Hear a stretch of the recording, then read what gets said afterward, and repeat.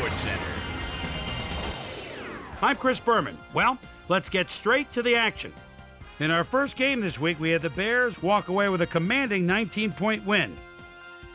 In a long-standing AFC rivalry, we had the Titans pick up win number 2. Jamal Lewis played well despite the loss and showed us why he's ranked up at the top of the league. Down in South Florida, Miami, we had the Dolphins lose by just a single point. We had an interesting free agency pickup of note here. Trey's got the lowdown for us. Trey? All right, Chris. Let's switch gears and talk about players that'll have new homes in the National Football League, as free agency continues to play such a huge role in determining a team's makeup. Michael Myers is on the move. Perhaps not for all that he thought he'd get, but a good deal nonetheless. 6 years, $4.1 million. Leonardo Carson is on the move as well as he signs a 3-year contract with the Chargers. Joe Tuapala is on the move as he gets a contract for what can only be referred to as crazy money.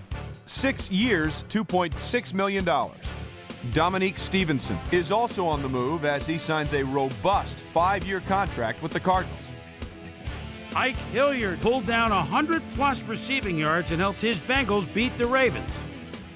Over at Arrowhead Stadium, we had the Chiefs put on a display and win by 21 points. The Eagles' defense held their opponents to under 50 rushing yards in their win at Ford Field. The Packers won on the road and will now head home to meet the Giants. In a long-standing NFC rivalry, we had the Redskins pick up win number 2. Paul Edinger had a stellar game, but all said and done, his performance wasn't enough to lift his team to a victory. We had a big injury in this one, and Trey has the lowdown for us. Trey? All right, Boomer, thanks. Before we get to the big news of the week, let's do a quick shakedown on the rest of the NFL's injuries. Curtis Martin might be the biggest loss on this list. He'll be out for the rest of the regular season.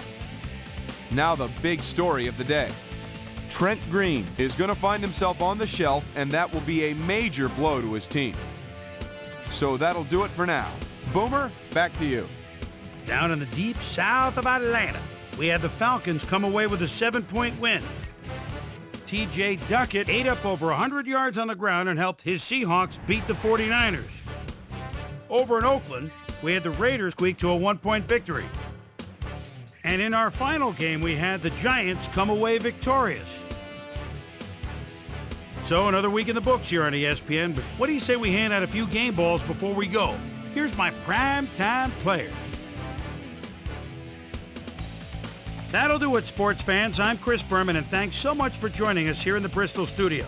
We'll see you next week right here on ESPN, the worldwide leader in sports.